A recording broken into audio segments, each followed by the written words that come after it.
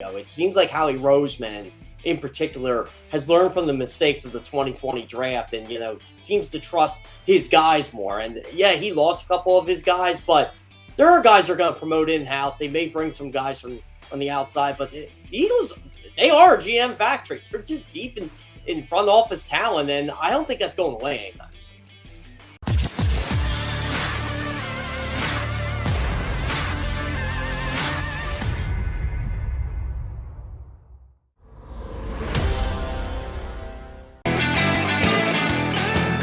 Appreciate you streaming on in here on Birds 365. McMullen and McDonald here with you.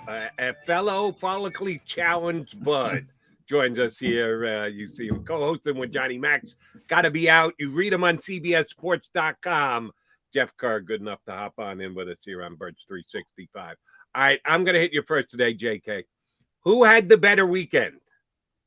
Doug Pederson because he got the Jacksonville Jaguar gig, or Jonathan Gannon because he didn't get the Houston Texans gig? I'll go with the guy who was actually hired. So I'll go Doug Pederson on that, Jody. I don't know, Jeff. You're too, Jacksonville is a messy situation as well. I don't think there's anything messier than Houston. What's your take on the Houston Texans, though? We'll start there with Jonathan Gannon got notified over the weekend. He was out. Then the news came that Josh McCown is out. All of a sudden, Lovie Smith is involved. It certainly seems to me like the wheels are starting to turn about the lawsuit from Brian Flores. And all of a sudden, obviously, Brian was painted as a finalist, but that nobody believed that in Houston. All of a sudden, here's Lovie Smith coming out of left field. And they're saying, oh, Lovie was always involved. Are you buying it? No, I'm still laughing at the NFL basically say, oh, we don't have a problem hiring minority head coaches and black head coaches on Tuesday. And then on Saturday, they pivot and they're like, oh, you know what? We may have a problem here because none of them have been hired yet. But back to Mike McDaniel's technically one. So yeah, that's going to be interesting too. Yeah. I don't think anybody is going to regard Mike as the type of minority hiring they want, but we'll see how it shakes out. Yeah, but the whole Lovie Smith thing to me, I get he's been in the organization for a bit, and I don't know, it just seems like a job right now no one wants, and I'm kind of having this feeling that, I don't know, maybe it was Josh McCown, maybe they wanted to give the job to Josh McCown, or maybe they wanted to give the job to Gannon, but Gannon had a couple demands, like, okay, this is who I want as my coordinator, and Texans maybe balked at that. It feels like now a lot of these coaches applying for that job in particular, it's, okay, well, I want this, this, and this, and Texans are like, well, no, you're not getting that, and I don't know. It feels like they wanted Josh McCown to be their head coach, but there's a lot of public backlash. Josh McCown has been through more interviews than he actually had days as an NFL assistant coach, which is crazy if you think about it. Yeah, 2-0. He's pitching a shutout. And good for him that at least he's still in the mix, because you're right. At some point, people are going to go, well, why doesn't he ever get hired for the job? You mentioned the fact that some people come in with demand, some people don't. All negotiations are handled differently. Down in Jacksonville, where Doug Pederson got the job, Shad Khan, in his introductory press conference with Doug the other day, was asked, was Doug Pederson the only one you offered the job to? And his response was, well, no one else is sitting up here with me, are they? Well, that doesn't answer the question. That wasn't the question that was asked, and that doesn't answer it, which makes you believe that maybe he did offer it to someone else, but it came with conditions of the person, Byron Leftwich, that he offered it to, and he wasn't about to cave on those type things. Does that hurt Doug at all? Or does it help Doug that it helped him get the gig, but if he was, quote unquote, the second choice, does that compromise his start as the head coach of the Jags at all? Well, it helped the Eagles that he wasn't exactly their first choice back in 2016, and they ended up winning a Super Bowl. Sometimes the first choice isn't exactly the best choice, and I think Eagles fans are starting to learn this with Nick Sirianni right now. He wasn't exactly their first choice to be their head coach either, but it's working out for him. So I think it really benefited Doug that Byron Leftwich decided, you know what, I don't want Trent Baalke in here. I want my guy. Obviously, the guy was Adrian Wilson, who he knew with the Cardinals for many, many years in that organization. But to me, it just seems like, okay, Doug Pederson said, I can work with Trent Baalke. You mix up the front office here. We can go with that. As long as I get to pick my assistant coaches, which it seems like Jacksonville's letting him do. Mike Caldwell is getting the first interview for the defensive coordinator job is a perfect example of that. But also, he gets to work with an uber-talented quarterback in Trevor Lawrence. Urban Meyer just did not know how to use it. It's amazing how a college football head coach doesn't know that the best formation for Trevor Lawrence was probably anything with a zone read or a run-pass option, and he didn't even try to do it. Yeah, you bring up Mike Caldwell. Wow, yeah. How did Doug know Mike Caldwell? Oh, I don't know. What were they, teammates back in 1999? Yeah, I mean, nobody. Evidently, if you're not on the staff, you can't hire anybody. You don't know anybody. But that's my own pet peeve. And all of a sudden, he does know other people that from his history in the league. But I will say, when it comes to Jacksonville, it's kind of eerie because you mentioned the Eagles. Yeah, they can do all the revisionist history. And by the way, Jody's right. Nobody's ever not lost a coach. Shad Khan, nobody's up here. The Vikings with Jim Harbaugh, everybody's like, he's getting the job. The Colts lost a coach, McMullen. They did lose a coach. Well, he walked away at the altar. And who else? Jacksonville, by the way, this is almost a lot of symmetry to this. The Eagles, for Eagles fans who don't know, in 2016 wanted Adam Gase, number one. And then Adam came walking into the NovaCare complex and said, I want control over this. I want control over that, because why not? You're Adam Gase, right? And the Eagles had just gone through Chip Kelly, and they said, well, we're going to talk to some other people. Then they wanted Ben McAdoo, who was driving down the New Jersey Turnpike, turned around at the Molly Pitcher service area. I just throw that in. I don't know what service area. Giants convinced him to come back. I heard it was Richard Stockton, but that's just rumor at this point. Yeah. And so he was their third choice. Some say number 4, if you want to throw Tom Coughlin. I don't believe they had as much interest in Tom Coughlin as some people believe. Here, I got news for you. It was not only Byron Leftwich, it was also Matt Eberflus. They wanted Matt Eberflus and lost out to Chicago. So Doug is number 3 again. And so what? He's the best of the 3, just like he was the best of the 3 here. Sometimes it's better to get lucky than good. And you match up Trevor Lawrence with a guy who's proven, at least for a short window, that he can develop quarterbacks. And you can say, well, how much Frank Reich helped him, how much John DiFilippo helped him. Makes a lot of sense to me with Jacksonville. So sometimes it's better to be lucky than good, don't you think? I think so. I think that with a lot of head coaches around this league. If we really look deep into the hire of every single head coach, they probably were not their first choice. I mean, I think in 2013, Chip Kelly was the Eagles' first choice, and we saw it was. It didn't work out that well. 1999, it was between Andy Reid and Jim Haslett. I'm sure they wanted both, but they wanted Jim Haslett before Andy. No question about it. And Jim Haslett never got a head coaching job after the Saints. So, and look what Andy Reid's done: 220 wins, top 5 all time. He's got Super Bowl, all these conference championship game appearances. It's again, I think sometimes you get lucky, and Jacksonville just probably went back and said, you know what? Let's go back to the guy we first interviewed, because for some reason no one's hired him yet. And Sean Kahn's probably ecstatic. Like, look, I got the guy. I got a guy that, oh, by the way, my quarterback loves him already, because they see Super Bowl on the resume. And I know the big discussions, the minority head coaches and all that, but how can you argue over anybody right now over Doug Pederson, the one coach that's been hired that has a Super Bowl on his resume? The point you made was right where I was going next. For a kid who's only been in the league for 1 year, Trevor Lawrence knows how to play the media hype game pretty damn well. Oh, working with another quarterback. Our mindsets are exactly alike. We got our guy here in Jacksonville with Doug Pederson.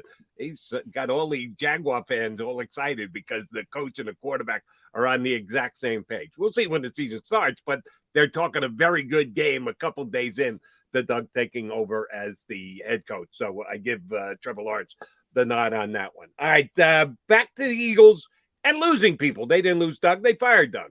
They could have lost Jonathan Gannon. They didn't. But they have lost 2 executives here in the last 10 days to 2 weeks. It was just a year ago that we were told the Eagles front office is a general manager factory, that they've got some of the best young minds in football on their staff, and that they're going to get scooped up and become general managers elsewhere. Well, they didn't become general managers, but they became assistant general managers out of town. Ian Cunningham first, Brandon Brown this weekend. John and I like to talk about continuity a lot here. The continuity is a good thing if you can keep it.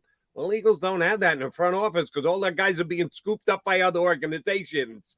Do they just take a bow and say, thank you for giving us credit for being right and acknowledging that we had that good a staff put together here? Or do you go, who's left to help Howie? Which way do we look at it as Eagle fans here? Well, Howie probably has guys in line to replace him. Like, I'm sure he knows Ian Cunningham was going to get a promotion from another organization at some point, just like he knew back when Andrew Berry was promoted to be the executive vice president of the Cleveland Browns. He had a plan in place. Brandon Brown was going to be a general manager at some point. And again, this is what I like about the Eagles front office. And same with Joe Banner. They always seem to continue that continuity, where it was Joe Banner, Howie Roseman, who's the GM before Banner? Tom Hodra, I think it was. Tom Hodrak, yeah. Yeah, Tom Hodra. Yeah, it was the same thing. They just seem to know how to promote in and out. And I'm not too worried about them losing guys like that. And because I think basically what I've been reading is, and I think Peter King might have mentioned this in his Football Morning in America column a couple of weeks ago. It seems like Howie Roseman in particular has learned from the mistakes of the 2020 draft and, seems to trust his guys more. And yeah, he lost a couple of his guys, but there are guys that are going to promote in-house. They may bring some guys from the outside, but the Eagles, they are a GM factory. They're just deep in front office talent, and I don't think that's going away anytime soon.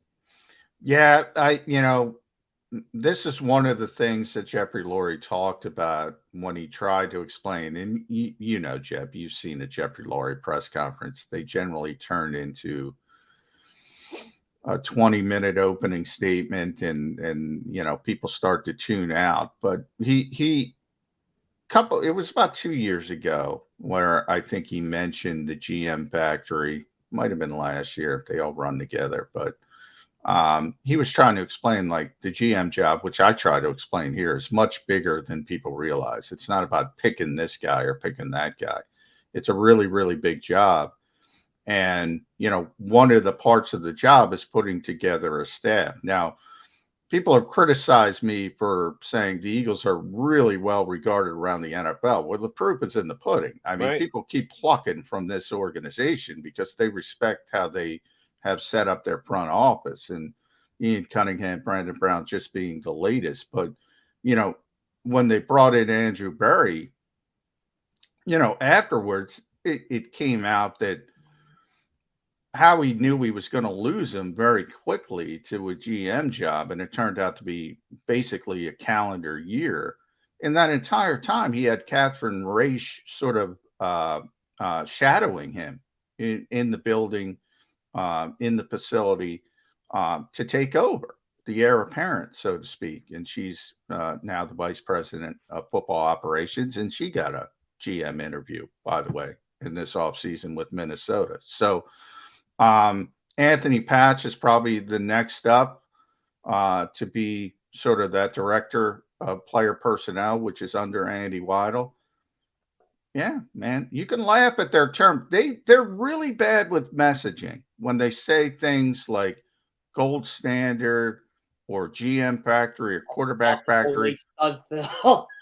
They're really bad with that. But at the core of it, they are a GM factory. And people look, hey, who's Philadelphia got? Let's pluck from Philadelphia. It's not a bad thing. I'll say that. Well, same with Joe Douglas. Like, I'm sure the Eagles knew Joe Douglas was going to be a general manager at some point in time. They had Andy Weidel waiting right in the wings. He was Joe Douglas's right-handed man. They're like, Joe Douglas can't do this. Joe Douglas can't do that. And I'm like, well, that remains to be seen as a general manager. But the Eagles, to me, they evaluated a lot of good talent when Joe Douglas was here, and they're still doing that with Andy Weil. It's just a matter of actually picking said talent. No, I went there with this a couple of weeks ago when he became available. I went there again after Ian Cunningham left. I'm going to go there again now that Brandon Brown has left. I liked Mike Mayock more than, and I know Mel Kiper. I'm buddies with Mel Kiper. I've done shows with Mel Kiper. Mel was the original. He's the OG.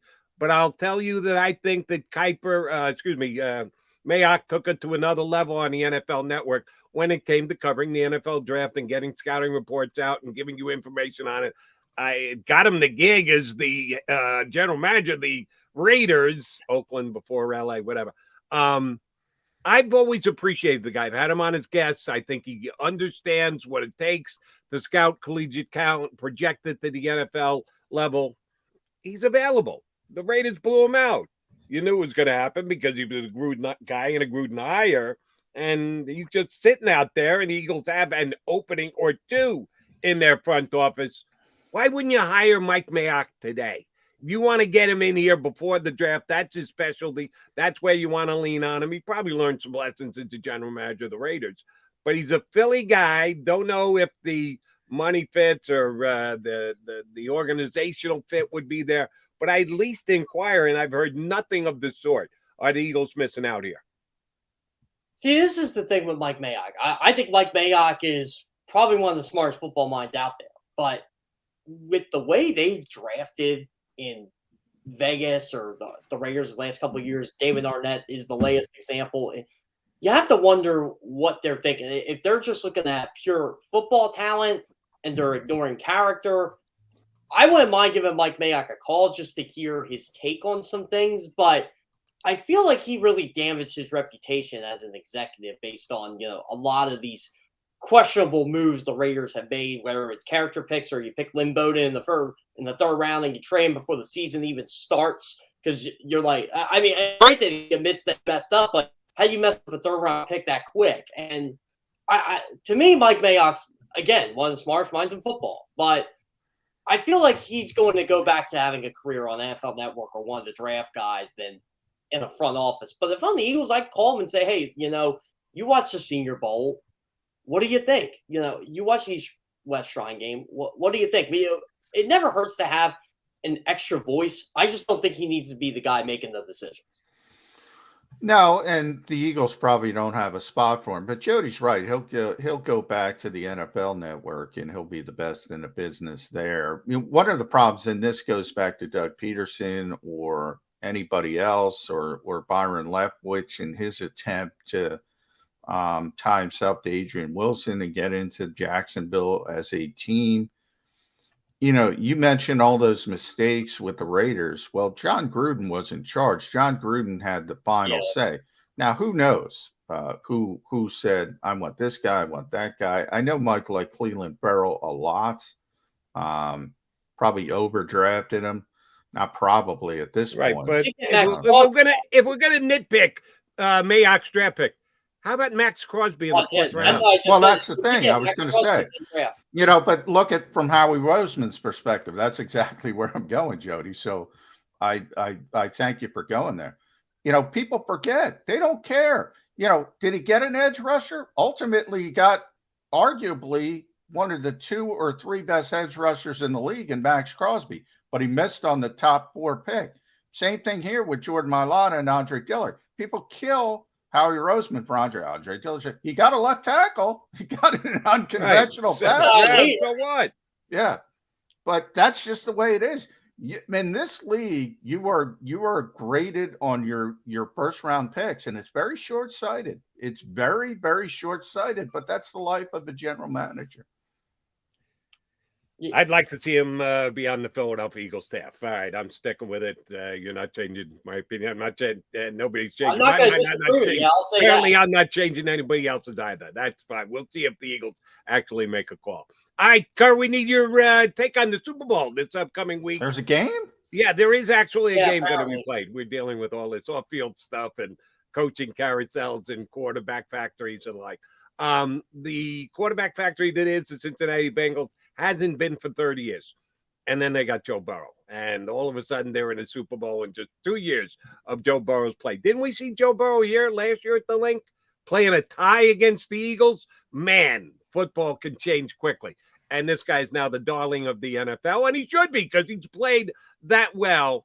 I did a couple spots on CBS over the weekend talking to guys and about who's got the better team, and had our buddy Matt Manicherian to look at a through the numbers angle of the matchup of the Super Bowl, and he said the Rams certainly should win if it's that simple. It's not. The Bengals are one of those teams of destiny, and I think here on Birds 365, people should appreciate that because it was only 4 years ago that the Eagles were an underdog to the Falcons, an underdog to the Vikings, an underdog to the Patriots that swept all three and had themselves a parade. I just think the Bengals are a bit of a team of destiny right now, Jeff Kerr. Are you looking at it as, no, Jody, don't get too emotionally tied to this. Just evaluate the rosters, evaluate who's got the best team. How are you looking at the Super Bowl Bengals Rams? If their offensive line didn't suck, I'd be right with you. That's the issue. I don't know how they're going to stop Aaron Donald and Von Miller right now, who, since Von Miller's gotten to the Rams, Donald's first in tackles for loss. He's tied with Von Miller.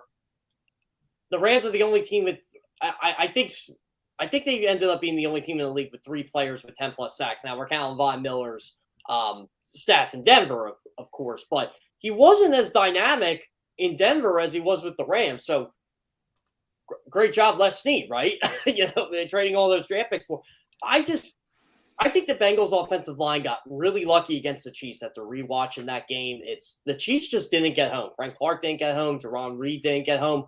I don't think Aaron Donald and Von Miller are going to have that problem. So to counter that, Zach Taylor is going to have to allow Joe Burrow to get rid of the ball quick. They're going to have to run the ball a lot with Joe Mixon and Samaje Perine. That's how I think the Bengals stay in the game. And I think the Bengals have as good of a shot as anybody to win this Super Bowl.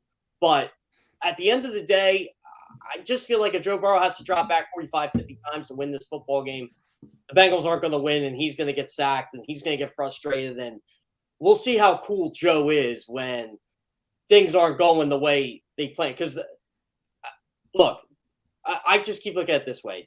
The Titans probably should have beaten this team. The Chiefs definitely should be in this team. They blew it. I just think the Rams are too talented at the end of the day. I think it's going to be a close game. I think it'll be an entertaining game, but ultimately, I can't go against my principle with offensive and defensive lines. I went against it last year because of my, Andy Reid, Patrick Mahomes love, but I'm not doing it this year. Well, Jeff, I'm going to play devil's advocate with you, and I'm going to go down this route. Jody knows I hate when people say so-and-so has only got 1 or so-and-so's only got 2. When we're talking about quarterbacks, whether it's, Aaron Rodgers or Peyton Manning or all these great Hall of Fame quarterbacks, and Tom Brady kind of ruins the discussion, right? Because he's got 7 and everybody, well, why can't everybody be Tom Brady? Well, that's why Tom Brady's Tom Brady. So he's the outlier. You mentioned the offensive line because I'm with you. It's a disaster. We constantly talk about it. I say it all the time. You can't play offensive football if you can't block anybody. Well, Joe Burrow's found a way to block anybody. I'm not saying Joe Burrow is Tom Brady. People are going to jump down that route. But he looks, at least early in his career, special. He looks like he's got an ability to figure out what the heck is going on and elevate his teammates. Now, we also elevate his teammates. They have so many weapons. That's easy. But he's elevating his offensive line as well because he realizes they can't block.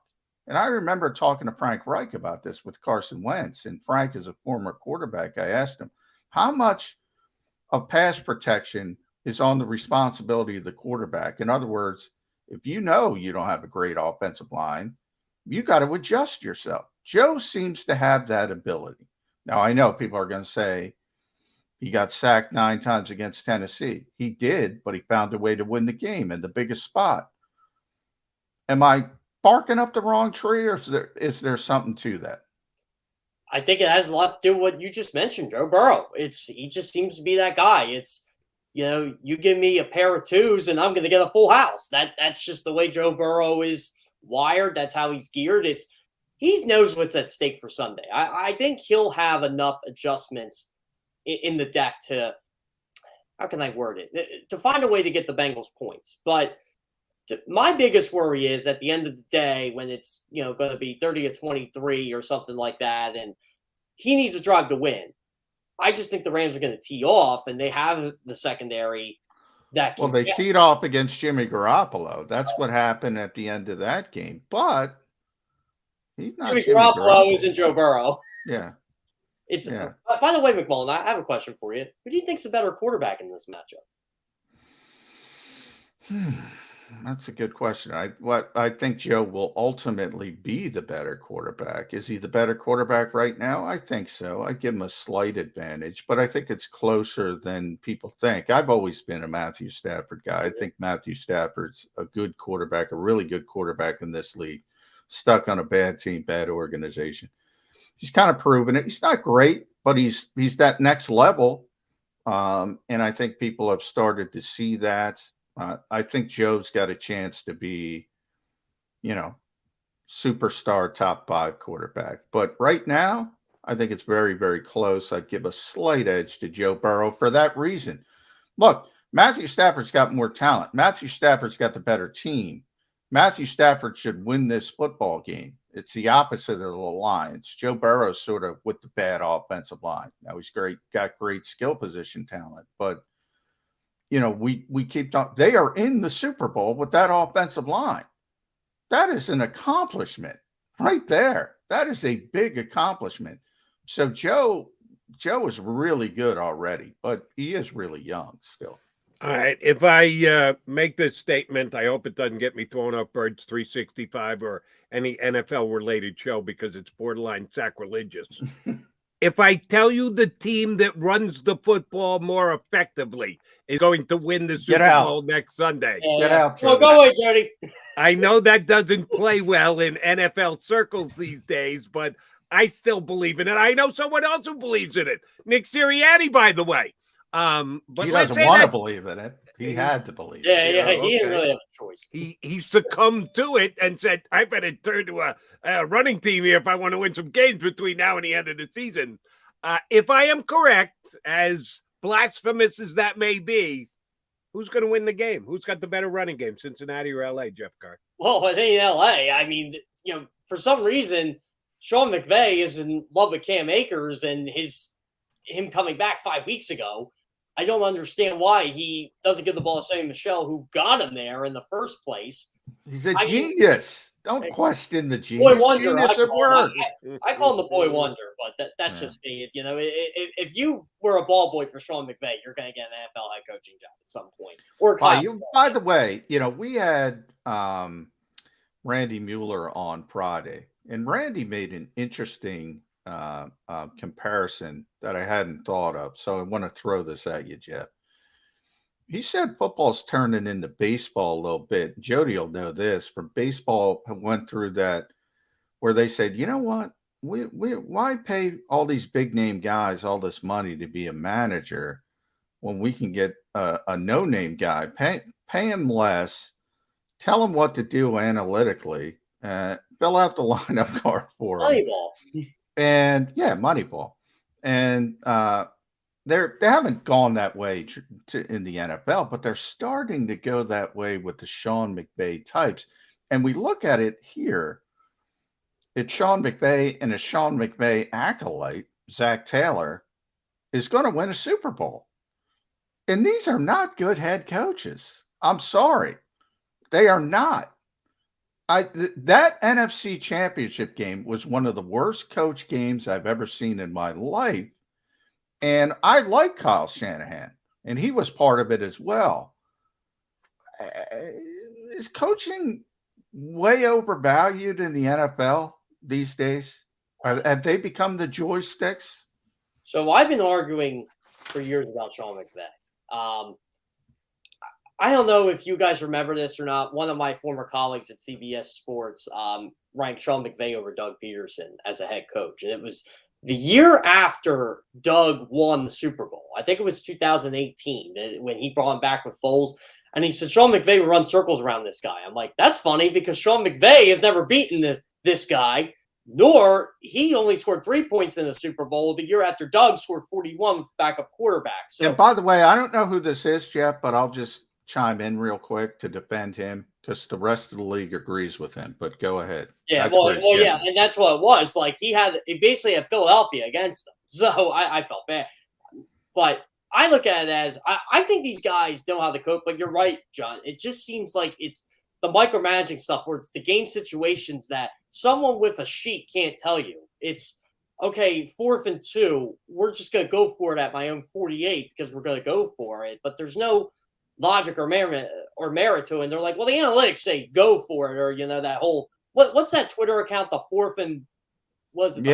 Yeah. One they'll say this. I'm like, well, Yeah, that's yeah. great. Pure tough. But they always seem to forget what happens when your tight end don't block or the guy drops a pass. And I just talked about this with Justin Herbert last week when I had an interview with him. We were talking about the Brandon Staley thing, and he said, he's just different. He just does it. Like there's no Another Sean McVay guy, by the way. The whole league is Sean McVay guys. Yeah. By the way, here's a funny one for you, John. So when McDaniel got hired, I'm like, well, let's see. Remember the old joke that when Mike Shanahan was coach of Washington, Kyle was the offensive coordinator and Kyle's buddies, he just took Kyle's buddies were Sean McVay, Mike McDaniel, who was the other one? Kevin O'Connell.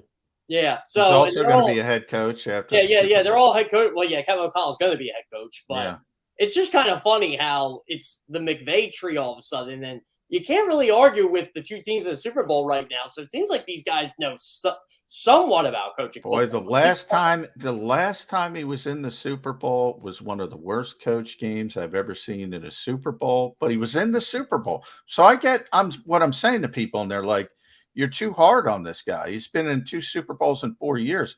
Well, he was out of his league against Bill Belichick. He was.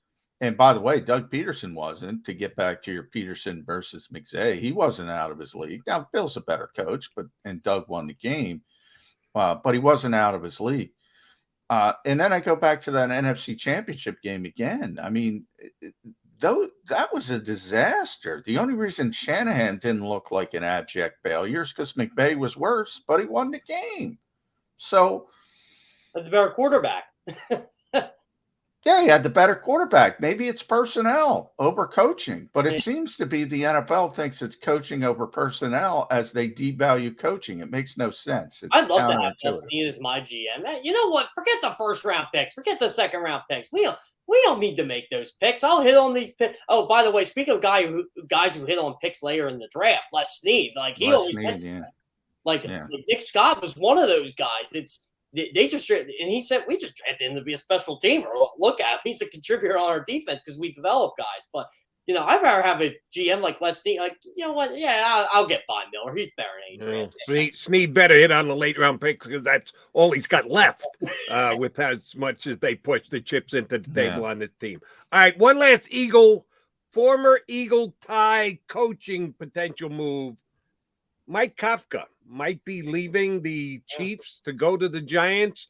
Are the Giants becoming Philadelphia North?